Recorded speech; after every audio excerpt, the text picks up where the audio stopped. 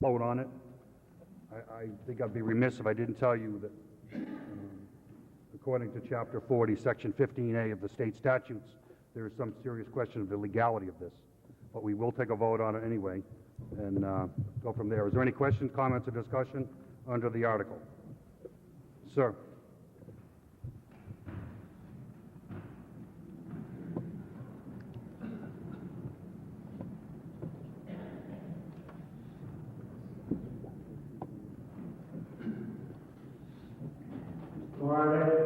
West Montana, 20 Coin Street.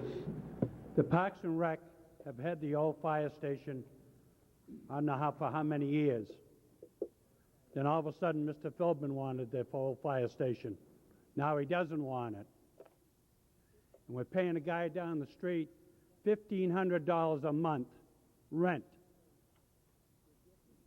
I say to give the old fire station back to the Recreation Department, we can save ourselves $78,000 a year.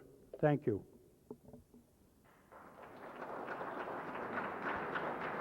Still under discussion under the article. Ma'am.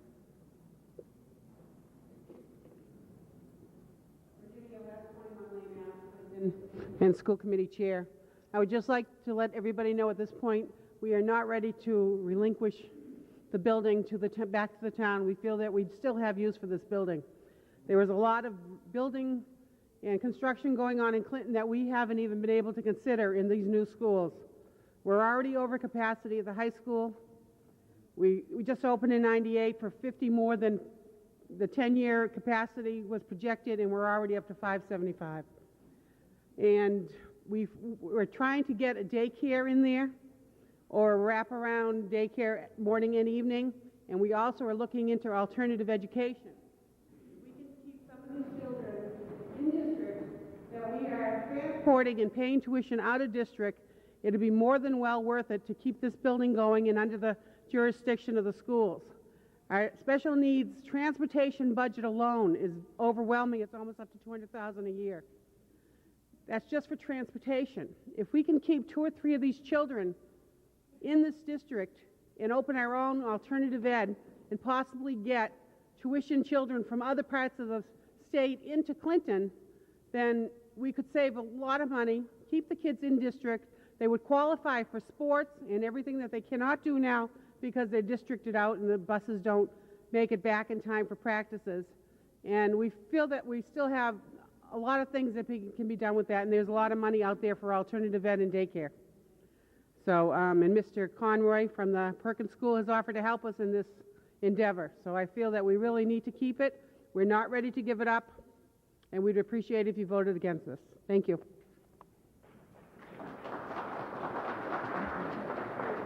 Still under discussion under the article. Ma'am?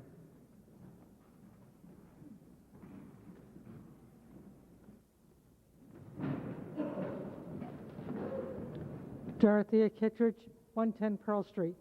My question is, if this building is kept by the school system and they bring in these multi-aged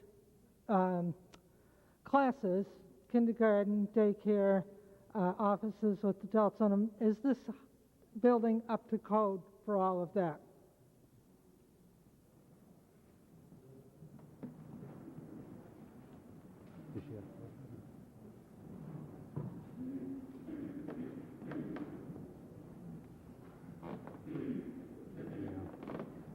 At this point, that would be up to the building inspector to determine.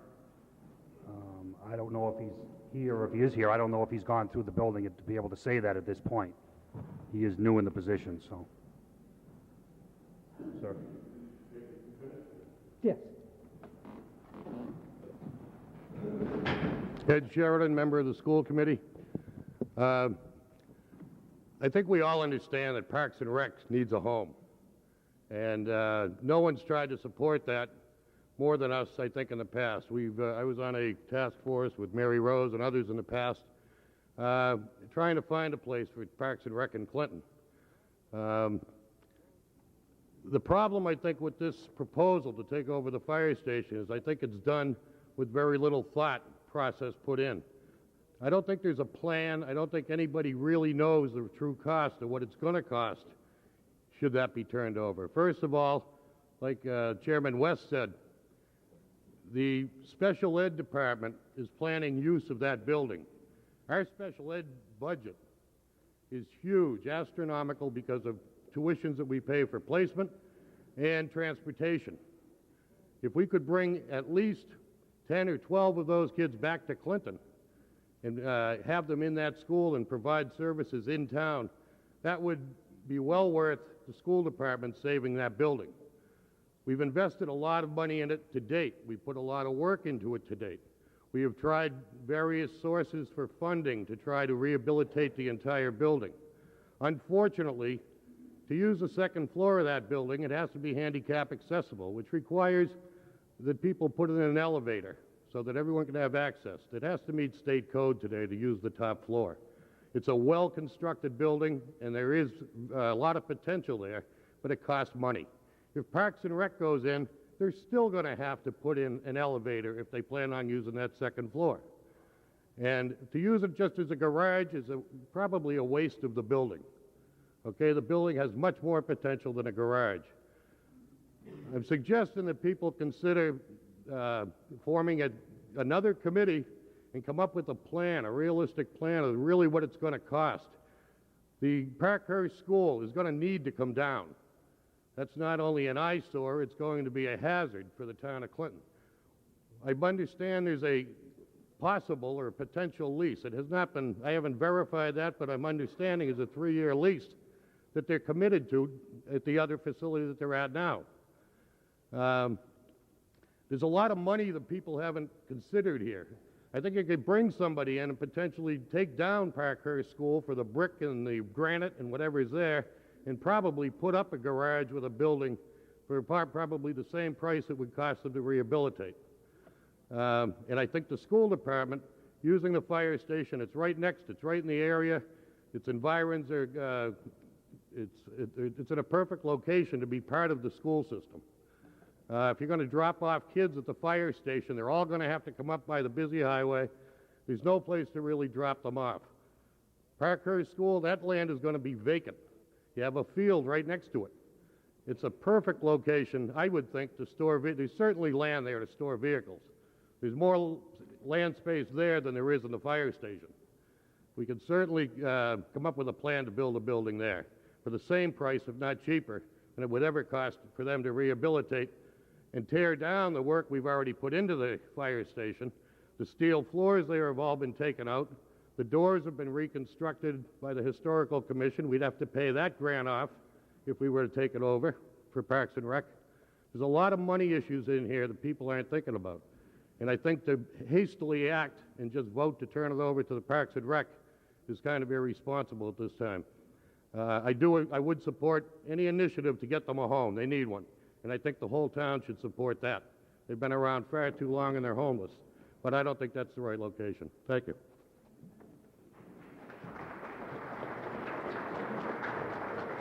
Still under discussion under Article 3. Sir.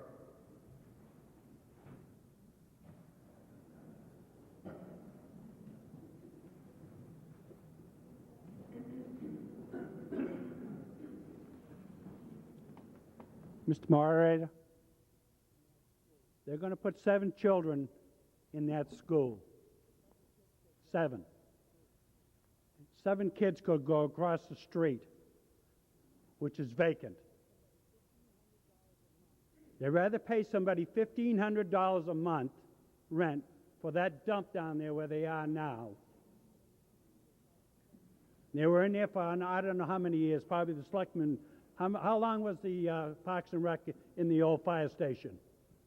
Address them here, Russ. Address all questions. I'm sorry? Address all questions here. I didn't hear. Address all questions to the chair here. How many years was the Park and Rec in the old fire station? Since 85. 85? I'm sorry, how long?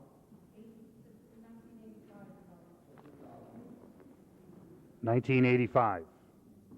Yeah. One time they made a statement in this town that the Cochran House could never be fixed. Look at it today. They got 40 apartments in there. There isn't that much to be done to the old fire station for a couple of doors for a truck to go in. We're trying to save money here. You just passed a bill here today for $3 million. And the seniors in this town, you don't look at the seniors, what they're getting. All these other people get big raises and everything else. And what have you done for the seniors? Not a thing.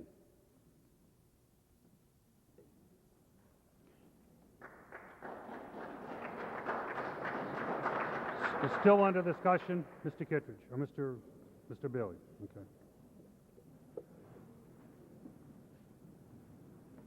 Brendan Bailey, 21 James Street. I'm a member of the Finance Committee. However, I'm probably a culprit here, too. I happened to be the superintendent of schools when the Parks and Rec were allowed to use a section of that building. That building has never been under the control of the Parks and Rec. It's always been under the board, the school committee. It was turned over to the school committee back in the early 1980s, basically as a result of the new fire station, and also because of Proposition 2.5, budget money was very tight then, and no board and no department wanted that building. And they asked if the school committee would take it over because we needed space for equipment that we had, and we had it ever since. The Parks and Rec could not find a place years ago. They had no office space, they had no garage. And the committee at that time under Mr. Walsh and Mr. Ritchie and several others came to me and asked if we could give them that one section, which we did. We also gave them an office in the high school. But that was always under the control of the school committee. It's never been under control of any other board. And it's been that way, and it was turned over to the school department. As a result, the school department property is not up for bid unless the school department says that it's surplus property. That, I don't believe, has been done. So as a result, you can vote on it, but it's still going to remain in the hands of the school department because it's not surplus property. The other thing is the Parks and Rec have come before the Finance Committee. My chairman is going to speak on that. And we have been, I think, forthright with those people. They have money of an article that was passed several meetings ago, amounting to somewhere 200,000 plus, to do something about a facility. And I'm not taking anything away from the Parks and Rec, but the only one that I think that ever looked into plans or researched the thing was the chairman of the Finance Committee, Mr. Kittredge, and came back with some studies and has presented those to the Parks and Rec. And now we have asked the Parks and Rec to go and do some research and come back, because the 200,000 they have is earmarked specifically as that article appears, and they can't use it for anything until they decide what they actually want to do with the $200,000 they have sitting on the table. So I just want you to be aware. I think the best thing that could be done at this time would be to table this article and come back when there are forthright plans to do what they're going to do in the future. Thank you.